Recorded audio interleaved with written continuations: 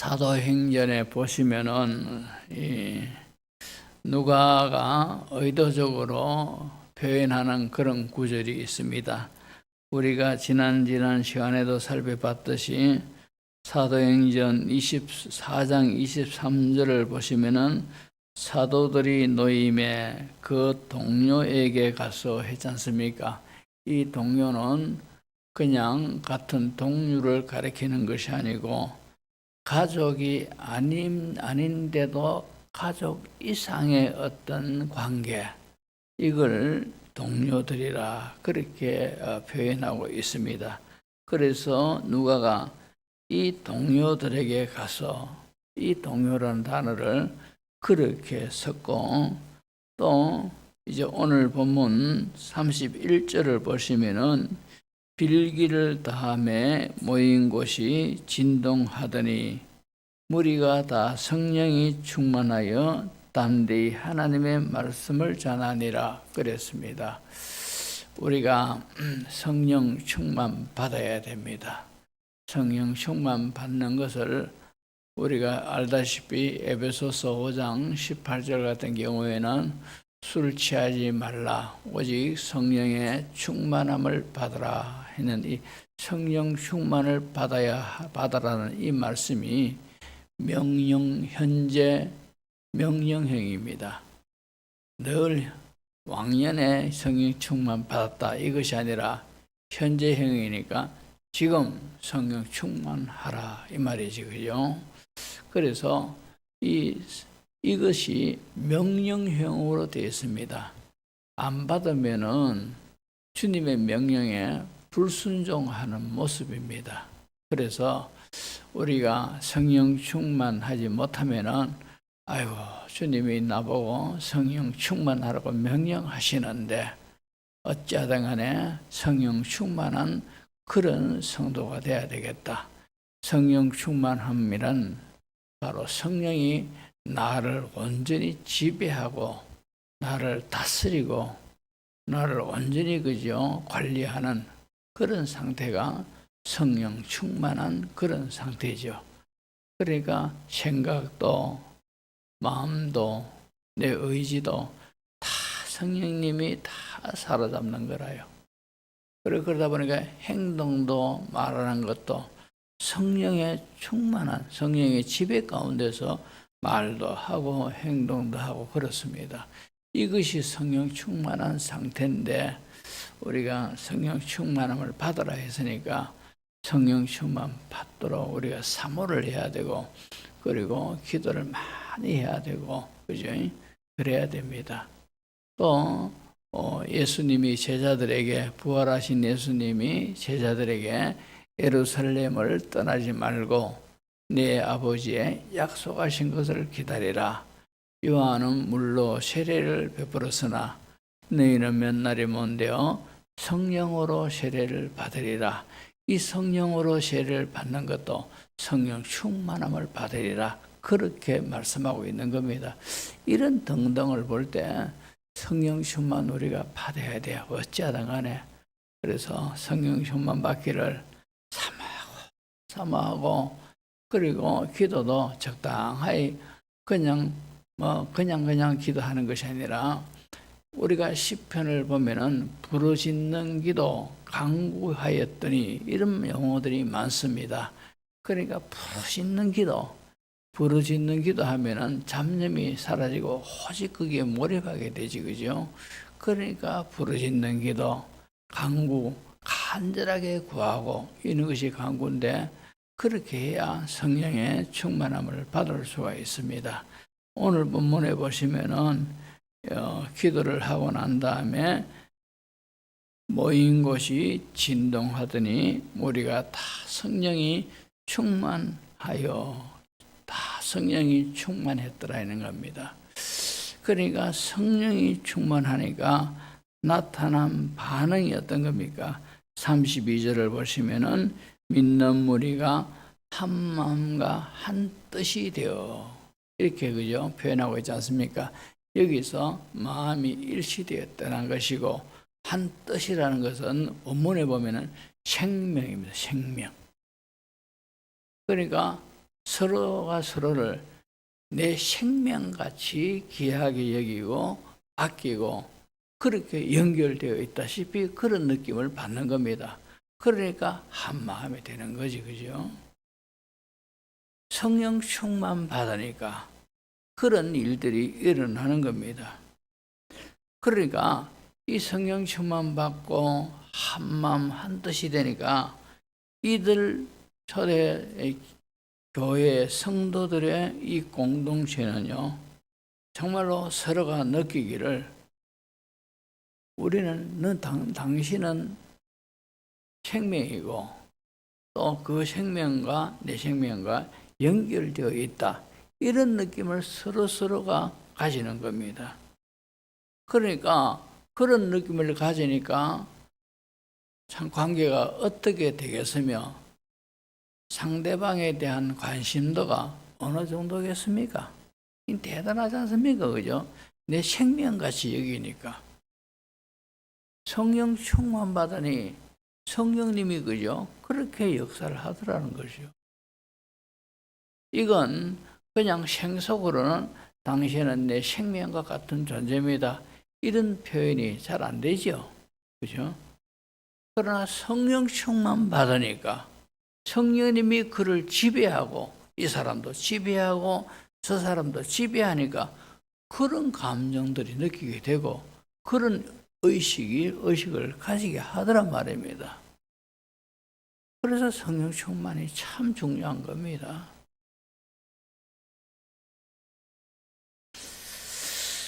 자, 우리는 어떤 존재인고 하면은 다 생명하면은 우리는 성도와 성도끼리 다 생명이 연결되다시피 되어 있고 또 이 생명과 생명이 우리가 다 그리스도께 다 연결되어 있습니다. 그러니까 예수님도 우리를 볼 때는 생명같이 자신의 생명처럼 우리를 귀하게 여기고 사랑한다 이 말이죠. 그 단적인 애가 사도행전 9장에 보면은 이제 사도 바울이 예수님을 만나기 전에 사도 바울이 보면은 유대 교인이고 바리새인입니다. 사도 바울이. 이 전에도 제가 말씀드렸지만도 이 초대교회 때 유대 교인들이 많지만도 사도교인들은 600명 정도밖에 안 되었어요. 왜냐하니까 이들은 엄격한 율법이 이들에게 적용되니까 사도개인으로서 살려고 하니까 너무너무 힘드는 겁니다. 그러다 보니까 이들 중에 바리새인으로 살려고 하는 사람들 보면은 유대인들 중에서도 존경을 하는 거라요. 야, 저 사람은 바리새인이다. 이러면은 존경을 했습니다. 그만큼 그죠? 이 바리새인에게는 엄격한 율법이 적용되는 거라요. 그러니까 이들은 뭐 세상 재미보다도 평생도록 기도하다가 볼 다 보는 사람들이고 그저 막 율법대로 살려고 몸부림치고 막 이런 사람들이 바리새인이라요. 그런데 사도 바울이 이 사람은 유대교에 열심도 있을 뿐 아니라 바리새인입니다. 그래서 율법으로 나는 자신은 흠이 없는 자로다 이렇게 말했지 않습니까? 그죠? 그러나 예수님을 만나고 난 다음에 죄인 중에 내가 개수였구나 이렇게 하지 않습니까?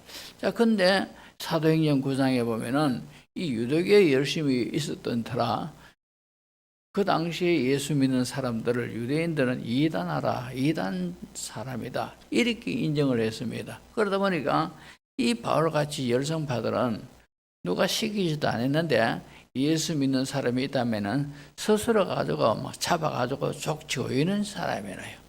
그래서 사도행전 9장에 대제사장에게 이제 이 예수 믿는 사람들을 잡아다 오너라 하는 그런 공문을 받아가지고 다메섹이라는 도시에 예수 믿는 사람들이 며칠 있더라. 이 소문 듣고 이 다메섹에 예수 믿는 사람들을 잡으러 가다가 예수님을 만나지 않습니까? 그런데 대낮에 예수님이 정말로 광채를 비치는 그런 가운데서 이 빛에 사도 바울이 놀래가지고 거기 엎드리지 않습니까? 그때 그 빛 가운데서 사오라 사오라 네가 왜 나를 박해하느냐. 그죠? 그러니까 주여 네시니까 하니까 나는 네가 박해하는 예수니라. 그렇게 이제 말씀하지 않습니까? 네가 어찌하여 나를 박해하느냐. 사도행전 9장 4절에 보면은 나와 있어서 보십시오. 땅에 엎드러져 들으매 소리가 있어 이르되 사오라 사오라 네가 어찌하여 나를 박해하느냐. 그런 음성이 들리는 겁니다. 근데 우리가 인간적으로 보면은 바울은 예수님을 한 번도 본 적이 없습니다. 그리고 예수님 보고 욕한 것도 없고 예수님에게 돌 던진 적도 없고 예수님의 발을 거단 적도 없고 그죠? 그랬는데 이 예수님이 사도 바울을 향해서 사오라 사오라 어찌하여 나를 박해하느냐 이렇게 말씀하신 거래요. 무슨 뜻인가 하니까 예수 믿는 성도들을 박해한 것이 예수님 박해하는 것과 똑같다 이 말이죠. 그러니까 이 성도와 성도 간의 관계는 다 생명으로 연결되어 있는 관계예요. 이 관계는 또 예수님의 생명과 연결되어 있는 관계다 이 말입니다. 그러니까 우리 성도들이 박해를 당하면 예수님을 박해하는 것과 똑같다 이 말이죠. 그만큼 우리라는 존재가 이런 관계 속에 있고 또 우리가 얼마나 참 귀한 위치에 있고 귀한 위치에 있다 보니까 우리의 하는 행동들이 항상 조심스럽습니다. 왜 그런가 하니까 우리가 성도답게 살지 못하면은 예수님이 다 그 악영향을 예수님도 다 느낀다 이 말이죠. 그러니까 내가 신앙생활 잘하면은 그 모든 것이 예수님께 연결되어 있으니까 예수님도 그만큼 좋아하시고 내가 성도답게 신앙생활 못하면은 다 생명이 연결되어 있으니까 예수님이 그만큼 아파하신다 이 말이죠. 그래서 우리는 늘 다니면서 내가 성도답게 살지 못하면은 예수님이 굉장히 괴로워하시고 아파하시고 힘들어하시고 내가 신앙생활 잘하면은 예수님이 나로 인하여 그렇게 좋아하시고 기뻐하시고 그래 하신다. 왜? 연결되어 있으니까. 우리가 그런 느낌을 가지고 우리가 살아가야 돼요. 그러면은 우리가 아이고 뭐 성도답게 성경에는 이렇게 살아가지만도 다 어떻게 이래 살 수 있느냐 이러면서 죄와 타협 하다시피 이 정도 죄는 뭐 끄떡없다 해자고 그죠? 이래 하면서 하면은 내가 이렇게 성도답게 살지 못하니까 아이고 좀 부족하고 주님 앞에서 좀 그렇다 내 자신만 느낀다 이 말입니다. 그러나 그게 아니고 내 자신의 신앙의 영향이 우리 예수님하고 다 연결됐다는 것이죠. 그렇게 생각하면은 우리는 신앙생활 좀 더 진중하게 신앙생활 할 수가 있다 이 말이죠. 아멘. 우리 그런 느껴야 돼요. 자, 고린도 교회를 향해서 사도 바울은 예수님과 우리 성도의 관계를 이렇게 표현하고 있습니다.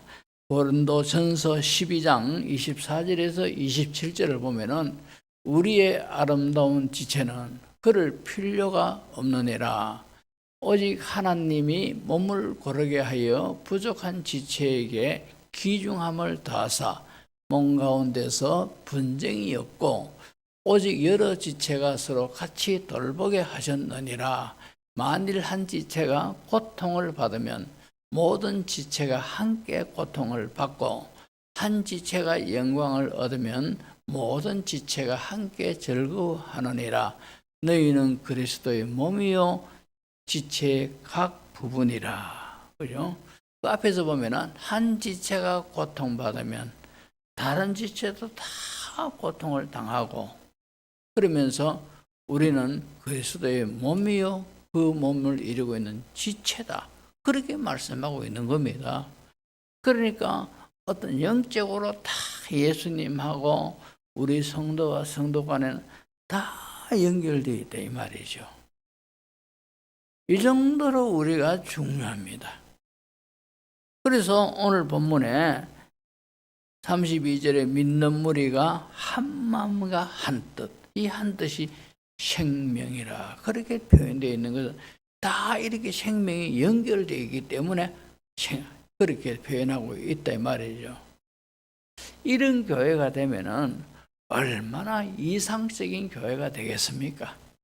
그러다 보니까 생명과 생명이 연결되어 있다시피 중요하니까 그 뒤에 32절 그 뒤에 보시면은 모든 물건을 서로 통용하고 자기 물건을 조금이라도 자기 것이라 하는 이가 하나도 없더라는 거예요. 한 사람도 없더라는 거죠. 자기 물건 내놓고도 이거 내 거다 이렇게 한 사람 없이고 다 우리 거다 이래가지고 다 같이 나눠 쓰고 저 사람 입에 들어가는 것이 아깝다 이런 것이 없고 뭐 전부 다 내 생명이니까 생명과 연결되어 있으니까 전혀 그런 마음만 생기더라는 겁니다.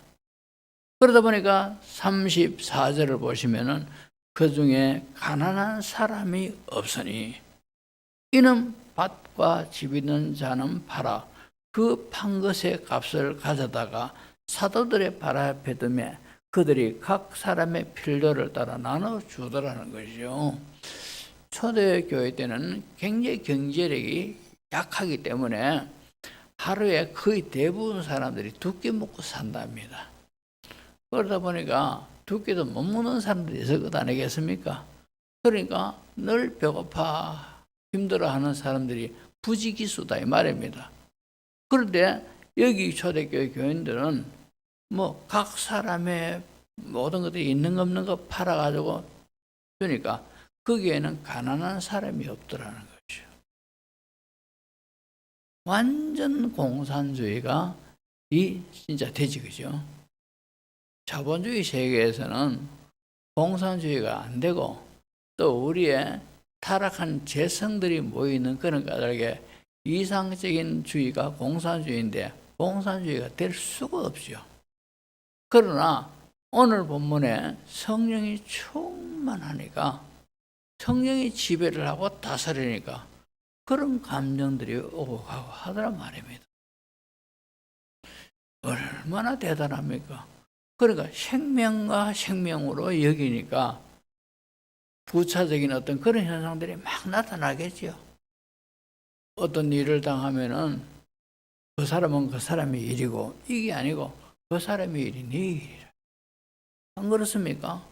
그 사람이 아파하면은 아픈 일 당하면은 나도 그 아픔을 그대로 느끼게 되고 그 사람이 기뻐하면은 내가 기뻐한 것처럼 그렇게 좋아하고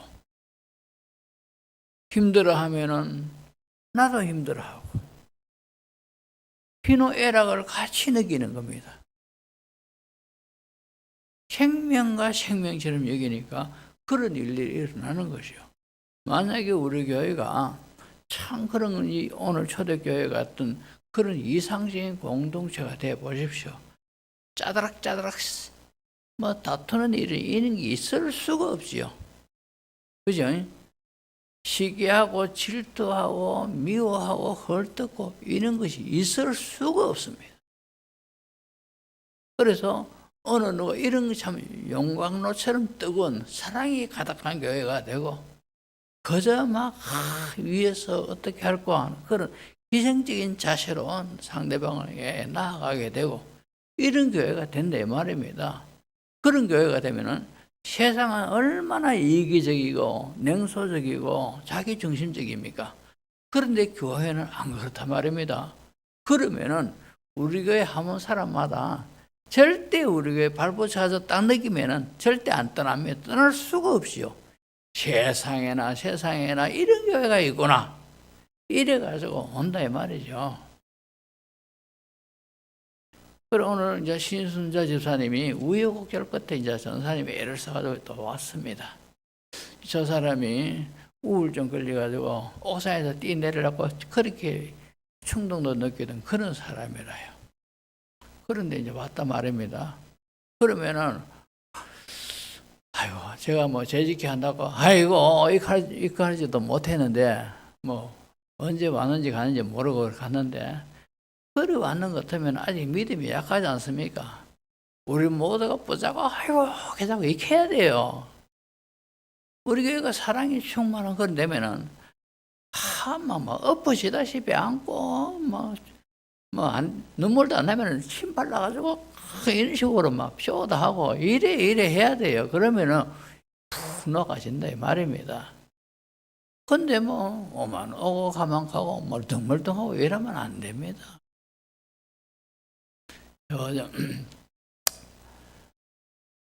어떤 소년이 있었어요.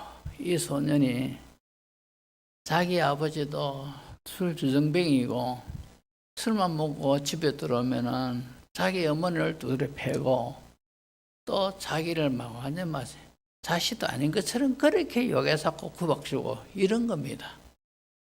그러니까 이 아들은 참 부모한테도 사랑도 못 받고, 그러니까 부모한테 사랑 못 받고 하면은 행세도 깨재재하고 안 그렇겠습니까?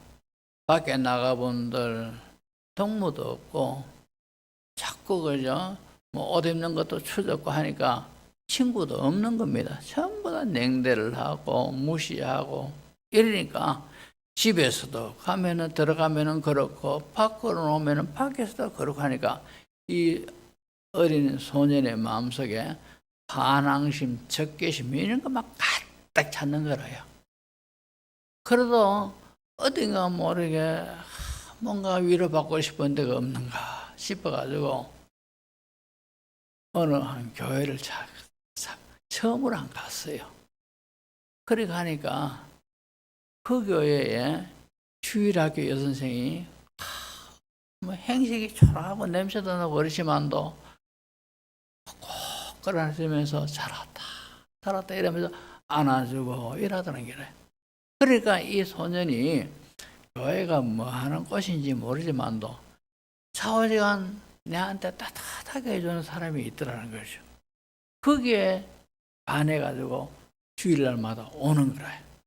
올 때마다 이 선생은 만나냐 그래 잘왔다면서 머리 쓰다듬어주고 안아주고 이렇게 사랑을 베풀어 가니까 그 사랑에 매여가지고 계속해서 교회에 왔는데 계속해서 교회에 오다 보니까 이제 은혜도 받게 되지 않습니까? 이 소년이 나중에 커서 이런 인물 될 줄 아무도 짐작 못했을 겁니다. 그 소년이 누군가 하니까 세계적인 전도자 무디 목사라요. 저 사람입니다. 이렇게 띵띵한 생긴 게 좀 뭔가 사진이 이상합니다만도 무디 목사님 키도 크고 덩치도 크고 그렇습니다. 65살 때 소천했는가 그런데 이 사람이 참 나중에 이 청년 때에 성령의 충만함을 받았어요. 길거리 가다가 갑자기 그죠 성령께서 그 마음속에 뭔가 뜨거움이 일어나게 하니까 기도하고 싶은 마음이 막 불같이 일어나는 겁니다. 그래가지고 친구한테 전화해가지고 방 좀 빌리도 내가 기도 좀 하고 싶어 못 견디겠다. 이래가지고 친구의 방을 빌려가지고 그 방에 들어가 꿀 앉으니까 성령의 불덩어리가 막 떨어지는데 얼마나 성령의 충만함이 임하는지 하나님 제발 이제 그만하십시오. 이제 그만하십시오. 이럴 정도로 성령의 충만함을 받았어요. 그래가지고 이분이 세계적인 전도자가 돼가지고 수십만 명을 구원시키는데 그 역할을 했지 않습니까? 만약에 그 깨재재하고 냄새나는 이 소년을 거기에서 아이고 이렇게 왔나 이러면서 냉대했다 해보십시오. 나중에 어둠에 구석에 가지고 문제아가 될 수도 있고 안 그렇겠습니까? 근데 어느 그 교회 주일학교 여선생이 그렇게 안아주고 하니까 그 사랑에 감동돼 가지고 영문도 모르지만도 교회에 와지게 되고 그래 나중에는 이렇게 하나님의 큰 인물이 됐다 아닙니까? 우리 교회도요 그래 돼야 돼. 우리 교회도 힘쓰고 애써가지고 참으로 그런 이상적인 교회 되기를 힘쓰고 우리도 참으로 성령 충만 받고 또 성령의 그 모든 은혜 아래에서 내가 순종하고 복종하기를 힘쓰고 삼하고 애쓸 때 또 성령이 임할 수도 있고, 저는 그렇습니다. 성경에 보면은 모르고 안 좋은 일을 하면은 매를 덜 맞을 것이요, 알고 잘못하면 매를 더 많이 맞을 것이라 했지 않습니까? 우리가 성경에 많이 알면서 그렇게 안 하면은 주님이 더 안 좋아하신다 이 말입니다. 우리가 이상적인 공동체 되어야 된다, 다 이러지 않습니까? 알면서도 우리가 그렇게 못하면은 그건 주님이 얼마나 책망하시겠습니까?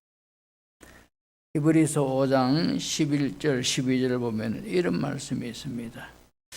멜기 세대에게 관하여는 우리가 할 말이 많으나 너희가 듣는 것이 둔함으로 설명하기 어려우니라. 때가 오래되었으므로 너희가 마땅히 선생이 되었을 터인데 너희가 다시 하나님의 말씀의 초보에 대하여 누구에게서 가르침을 받아야 할 처지이니 단단한 음식은 못 먹고 젖이나 먹어야 할 자가 되었도다. 이 말씀이 있습니다. 이 말씀이 뭡니까? 한마디로 여기에서 보면은 그들이 또 마땅히 선생이 되어야 할 터인데 하나님의 말씀의 초보에 대하여 가르침을 받아야 할 처지가 되었으니 단단한 음식을 못 먹고 젖이나 먹어야 할 자가 되었도다 그랬습니다. 그리고 이 히브리서 5장 13절을 보시면은 이는 젖을 먹는 자마다 어린 아이니 의의 말씀을 경험하지 못한 자요. 조금 전에 5장 1절, 12절, 13절 다 연결된 건데 젖을 먹는 자마다 어린 아이니 의의 말씀을 경험하지 못한 자요. 그러니까 단단한 음식을 못 먹는 자가 됐다 이 말이죠. 그러다 보니까 의의 말씀을 경험하지 못했다 이 말이, 의의 말씀을 경험한다는 것이 뭡니까? 생명으로 이어진 공동체, 그리고 이런 관계에서 체험되어지는 그런 경험들, 이런 것들을 체험하지 못했다 이 말입니다. 어린아이 같은 신앙이 되면은 오늘 초대교회가 한마음 한뜻이 되어서 통용되는 이런 관계를 체험하지 못하고 경험하지 못했다 이 말이죠. 요한계시록 3장 20절을 보면은 볼지어다 내가 문 밖에 서서 두드리노니 누구든지 내 음성을 듣고 문을 열면 내가 그에게로 들어가 그와 더불어 먹고 그는 나와 더불어 먹으리라 이랬습니다. 그죠? 이것은 예수 안 믿는 사람을 두고 하시는 말씀이 아닙니다.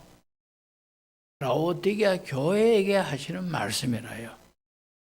예수 안 믿는 사람들에게 내가 밖에서 문을 두드리노니 이렇게 말씀하지 않고 명식이 교회 성도라는 라오디게아 교회에게 문을 두드리고 있는 겁니다. 그렇다고 볼 때 왜 라오디게아 교인들에게 예수님의 마음의 문을 두드리고 있습니까? 문을 두드리시는 예수님의 말씀은 내가 네 인생의 주인 자리에 나를 앉게 하라 이런 뜻이라요. 그러니까 라오디게아 교인들은 예수님을 믿지만도 예수님을 마음의 가장 중심 자리에 모시지 아니하고 한쪽 구석으로 쳐밀려 넣듯이 그런 식으로 신앙생활을 했다 이 말입니다. 그러니까 예수님이 문을 두드리면서 내가 너에게 들어가도록 해라. 이 마음의 자리에 내가 앉아가지고 주인 노릇을 하고 싶다는 것이죠. 오늘날 우리가 예수님을 믿으면서도 예수님이 내 인생의 주인인지를 우리가 믿고 내 중심에 다 한가운데 모시고 사는 그런 성도가 돼야 되는데 그렇지 못하고 예수님을 저쪽 구석에다가 이렇게 밀어내버리고 내가 주인 돼가지고 살아가면은 라오디게아 교인같이 주님이 지금도 문을 두드리고 있는 거라요.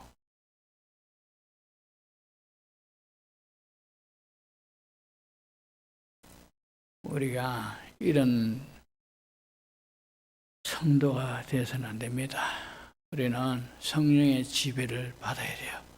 성령의 다스림을 받는 성도가 되고 예수님을 주인으로 모시고 그렇게 살아가는 그런 성도가 되어야 됩니다. 결론적으로 뭡니까? 성령 충만 받아야 돼요. 성령 충만 받아가지고 예수님을 내 마음의 중심에 모시고 그리고 성령 충만하는 공동체가 되어서 생명으로 이어진 관계 속에서 참으로 구원의 역사에 이루어가고 주의 뜻이 이루어지는 그런 교회로 쓰임받는 우리 교회가 되어야 될 줄로 믿습니다. 기도합니다.